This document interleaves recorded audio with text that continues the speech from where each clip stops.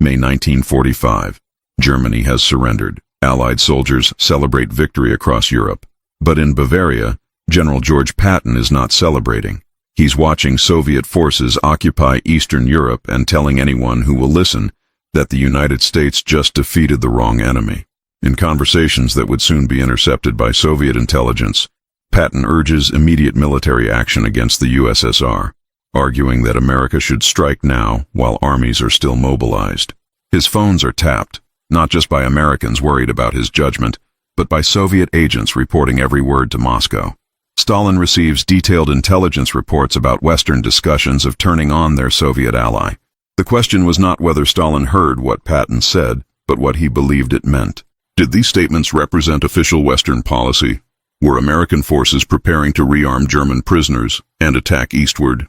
Stalin's interpretation of Patton's advocacy would shape Soviet behavior for years, accelerating the Cold War and hardening divisions across Europe.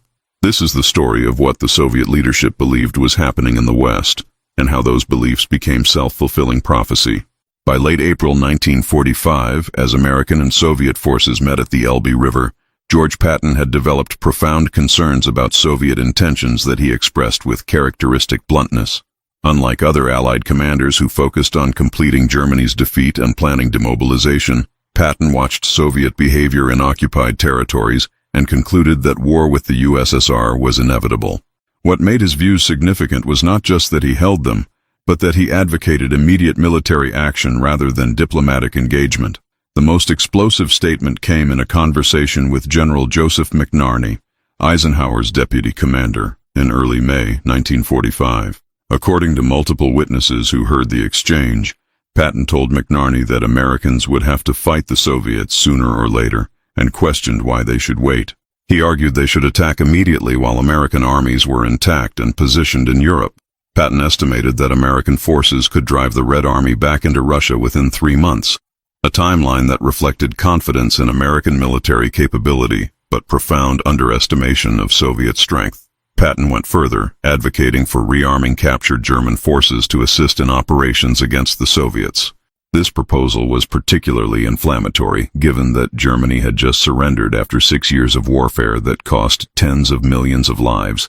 The idea of immediately transforming yesterday's mortal enemy into today's ally against the Soviet Union, which had been America's ally throughout the war, struck most who heard it as politically impossible and morally problematic. Yet Patton argued the proposal made perfect military sense.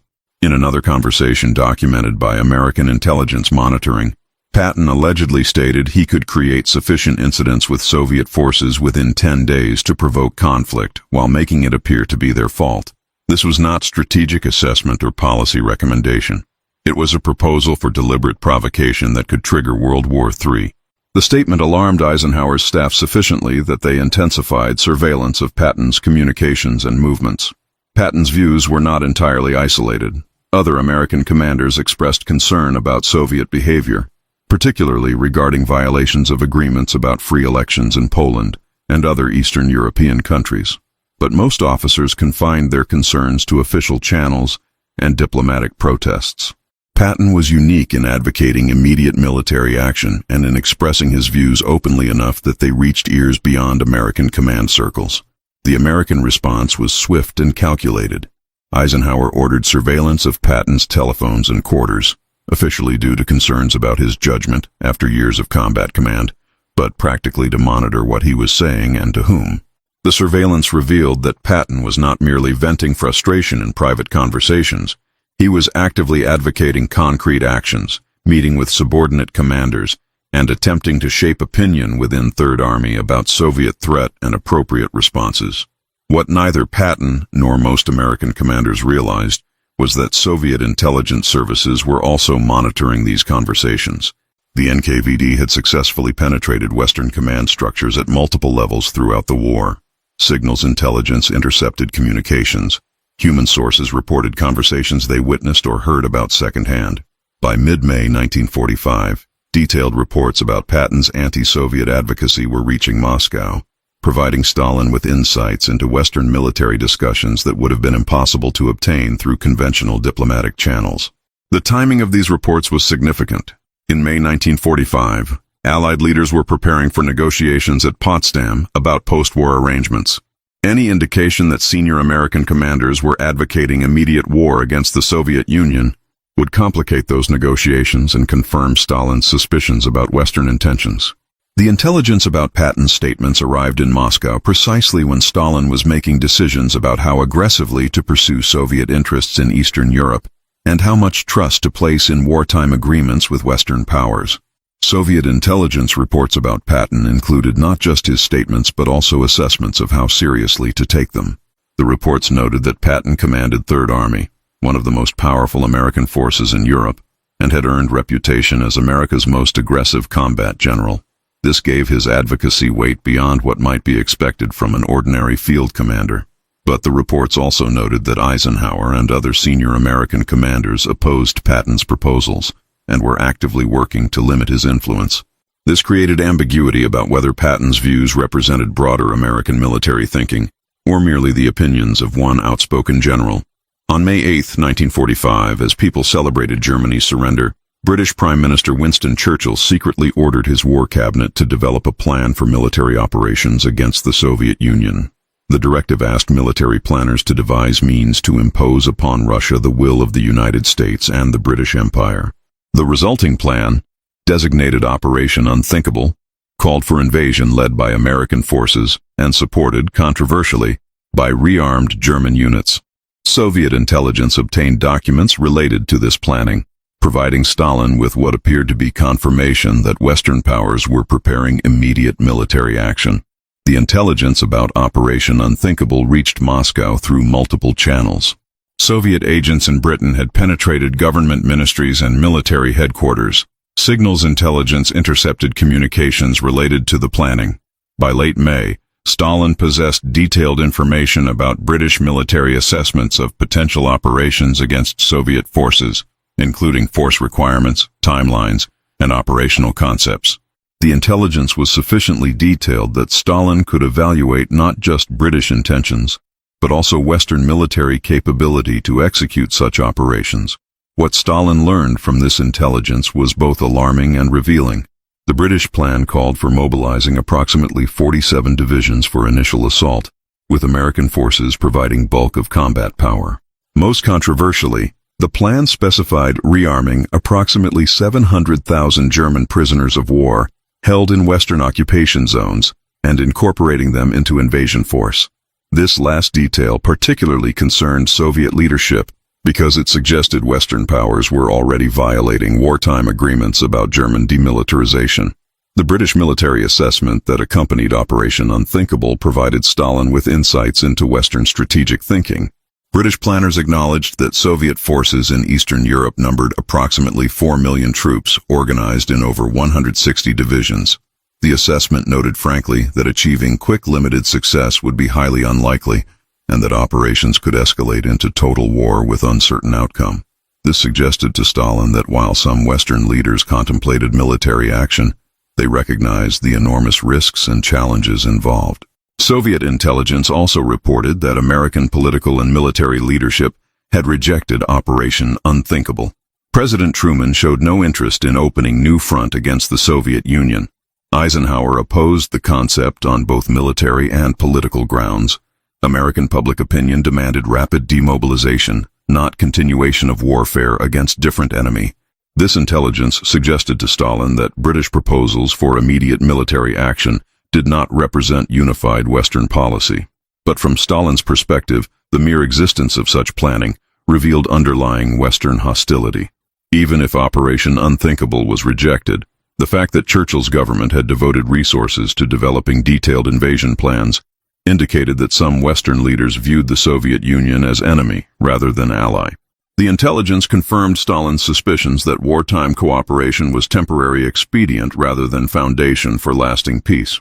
The combination of intelligence about Patton's advocacy and Operation Unthinkable created a picture in Moscow of Western powers seriously considering military action against the Soviet Union. Soviet analysts recognized that immediate attack was unlikely.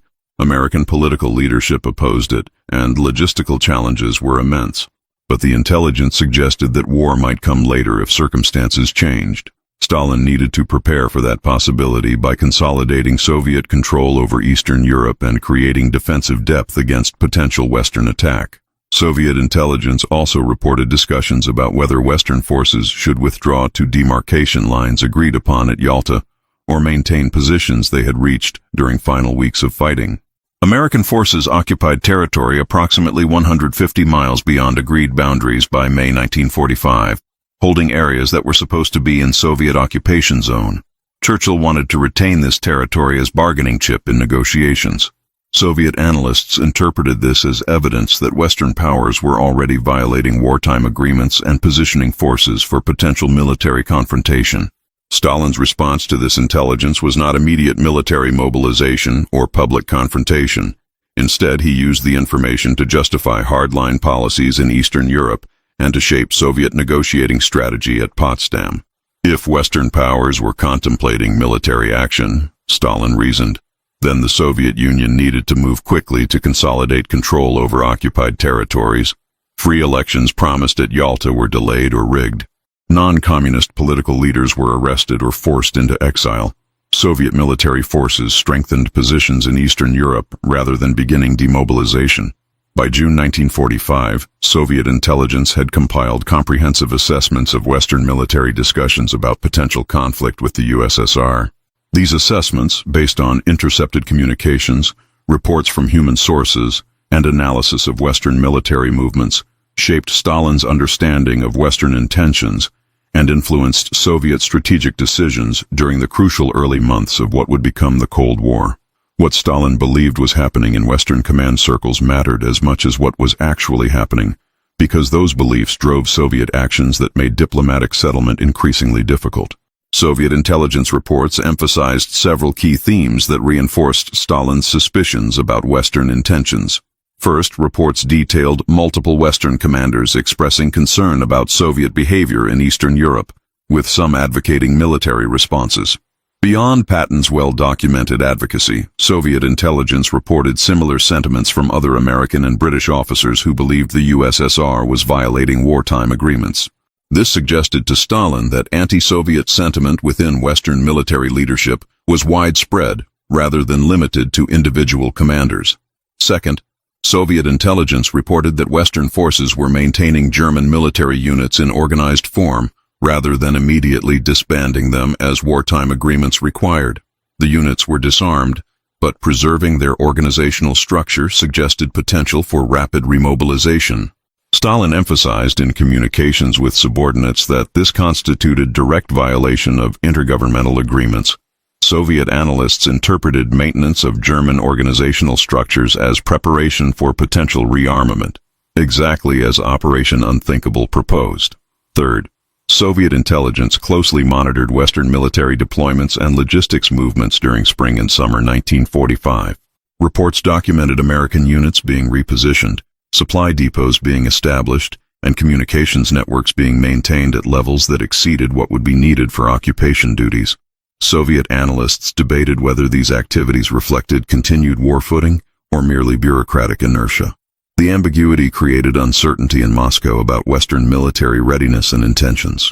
Fourth, Soviet intelligence reported on Western discussions about atomic weapons and their potential use against the Soviet Union. The successful Trinity test on July 16, 1945, demonstrated that the United States possessed functional nuclear weapons.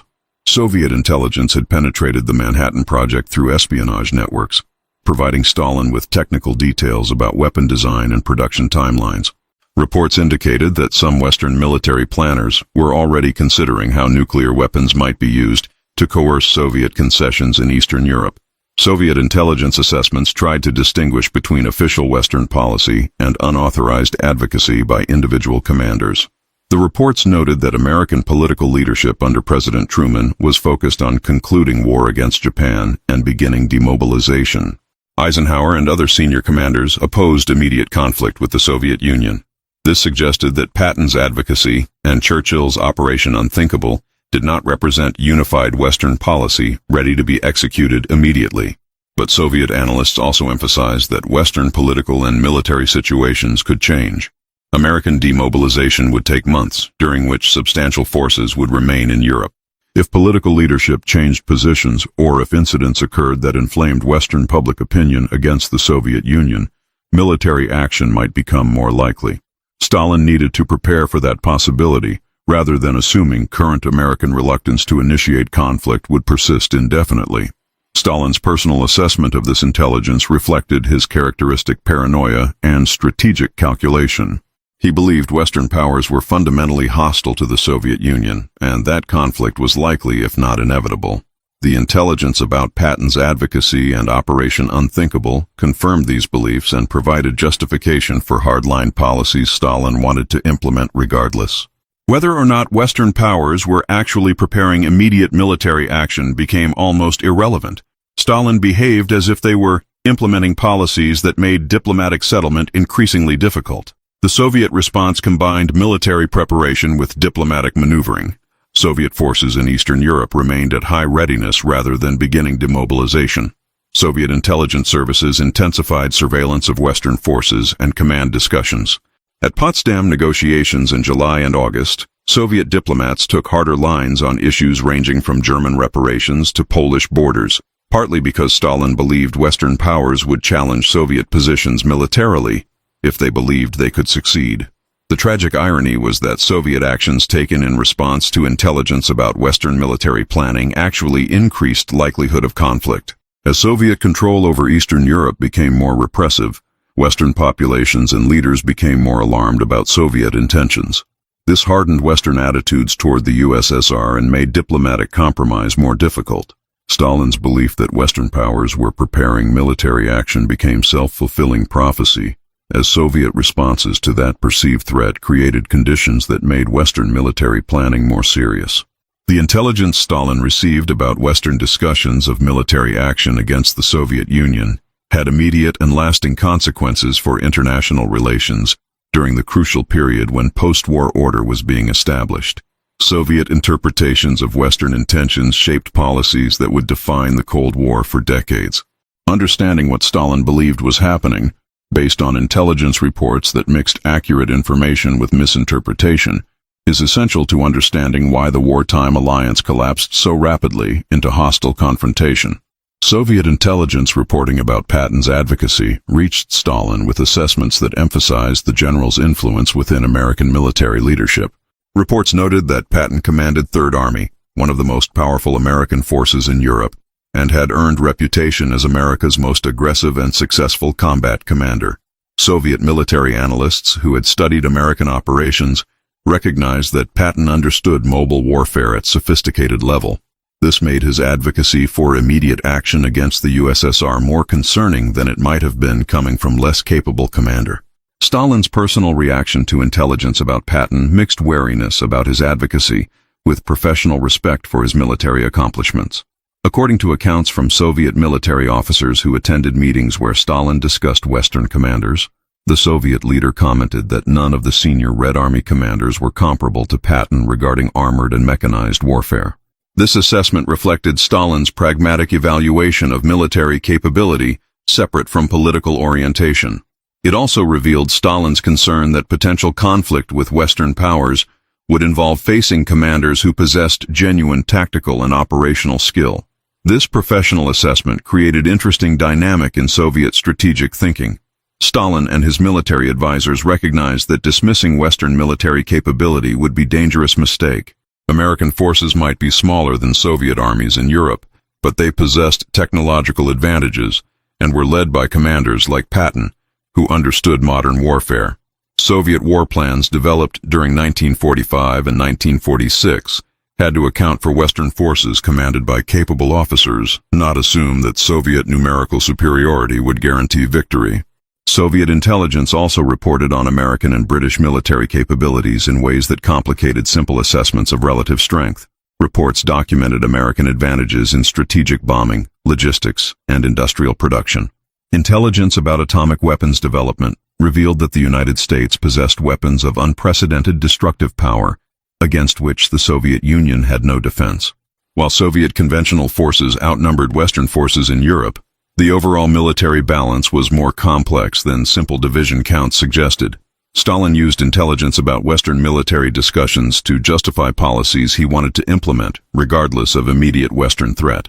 Maintaining large military forces in Eastern Europe, consolidating communist control over occupied territories, and delaying implementation of free elections promised at Yalta, all these policies could be rationalized as necessary responses to potential Western aggression. Whether or not Western powers were actually preparing military action became less important than the fact that Stalin could cite intelligence suggesting they might be. The intelligence also shaped Soviet diplomatic strategy at Potsdam and subsequent negotiations. Stalin's negotiators took harder positions on issues ranging from German reparations to Polish borders, calculating that Western powers would not risk military confrontation over these issues despite their concerns about Soviet behavior. This calculation proved largely correct. Western leaders protested Soviet actions but did not threaten military responses. The gap between Western rhetoric about self-determination and willingness to enforce those principles militarily confirmed Stalin's assessment that Western powers, while hostile, were not prepared for immediate conflict. But the long-term consequences of Stalin's interpretation of Western intentions were profound and negative for international stability. By treating wartime allies as potential enemies and implementing policies based on worst-case assumptions about Western intentions, Stalin accelerated breakdown of the wartime alliance. Western leaders who might have been willing to negotiate compromises over Eastern Europe became convinced that Stalin would only respond to firm opposition backed by military strength. This led to policies of containment that institutionalized Cold War confrontation for decades. The tragedy was that both sides were partly correct in their assessments, and partly wrong. Western powers did harbor fundamental hostility toward Soviet communism, and some Western military leaders did advocate conflict. But Western political leadership was not preparing immediate military action, and was willing to negotiate post-war arrangements. Stalin was correct to be suspicious of Western intentions, but wrong to interpret every Western action as preparation for aggression. Soviet responses to perceived Western threats created real Western hostility that might not otherwise have developed. Patton's advocacy for immediate conflict with the Soviet Union became increasingly problematic for American command during summer 1945. His statements violated official policy, created diplomatic complications, and revealed judgment that worried even his supporters. The situation came to a head in September when Patton's management of Bavaria occupation, combined with his continuing anti-Soviet rhetoric, led to his relief from command of Third Army. But while Patton was silenced, the pattern of mutual suspicion between Western powers and the Soviet Union that his statements had helped establish continued to shape international relations. As military governor of Bavaria, Patton resisted denazification policies that required removing Nazi Party members from positions of authority. He argued that many had joined the party for practical reasons rather than ideological commitment, and that their administrative expertise was needed for effective occupation. In interviews with reporters, he compared choosing between Nazis and non-Nazis to choosing between Republicans and Democrats in America, a comparison that suggested moral equivalence between American political parties and German fascism. These statements, combined with his continuing anti-Soviet advocacy, finally exhausted Eisenhower's patience. On September 28, 1945, Eisenhower relieved Patton of command of Third Army and reassigned him to 15th Army, a headquarters responsible for compiling military history rather than conducting operations. The reassignment was devastating for Patton, who recognized it as effective demotion from combat command to administrative duty. His ability to influence American strategic policy ended with his relief from command. He became a historical figure while still living, increasingly bitter about what he considered American strategic mistakes, but unable to do anything about them. The silencing of Patton occurred precisely when events began confirming some of his warnings about Soviet intentions. During fall 1945, Soviet actions in Eastern Europe became increasingly repressive. Free elections promised at Yalta were delayed indefinitely or rigged to ensure communist victories. Non-communist political leaders were arrested, forced into exile, or worse. Soviet military forces consolidated control over occupied territories in ways that made clear Stalin had no intention of allowing genuine self-determination. The pattern Patton had warned about was unfolding, though not in ways that vindicated his advocacy for immediate military action. On December 9, 1945, Patton's staff car was struck by an American military truck near Mannheim, Germany. He suffered severe neck and spine injuries that left him paralyzed from the neck down. Patton died on December 21st, less than 2 weeks after the accident, without regaining mobility. His death ended any possibility that he might publicly criticize Allied wartime decisions or continue advocating for hardline policies toward the Soviet Union. The timing sparked conspiracy theories that persist to the present, though thorough investigation found the accident was genuinely accidental rather than assassination. From Stalin's perspective, Patton's relief from command and subsequent death removed one of the Western military leaders most vocal about confronting the Soviet Union. But Soviet intelligence continued reporting that anti-Soviet sentiment within Western military leadership remained strong. Other American commanders might be less outspoken than Patton, but many shared his concerns about Soviet expansion and believed containment policies were necessary. The question was not whether Western powers would oppose Soviet interests, but rather what form that opposition would take. The pattern established during 1945, Western suspicion of Soviet intentions. Soviet belief that Western powers were preparing aggression, both sides taking actions that confirmed the other's suspicions, would define Cold War confrontation for decades. Patton's advocacy for immediate military action represented an extreme position that was rejected by Western political and military leadership. But his warnings about Soviet expansionism proved accurate even if his proposed solution was unrealistic. The challenge for both sides was finding ways to manage competition and ideological conflict without escalating to military confrontation that could devastate both. What Stalin believed when Patton urged Eisenhower to turn on the Soviets was that Western powers were fundamentally hostile to the Soviet Union, and that conflict was likely, if not inevitable. This belief, based partly on accurate intelligence about Western military discussions, but shaped by Stalin's paranoia and ideological worldview, drove Soviet policies that made diplomatic settlement increasingly difficult. The intelligence about Patton's statements and Operation Unthinkable confirmed what Stalin already suspected and provided justification for actions he wanted to take regardless. The tragic irony of the entire episode was that both Western advocacy for military action and Soviet responses to intelligence about that advocacy were counterproductive. Patton's statements and Churchill's planning did not produce military action against the Soviet Union, but did contribute to Soviet belief that such action was being prepared. Soviet responses to that perceived threat, accelerating communist control over Eastern Europe, increased Western alarm about Soviet intentions, and made Western military planning more serious.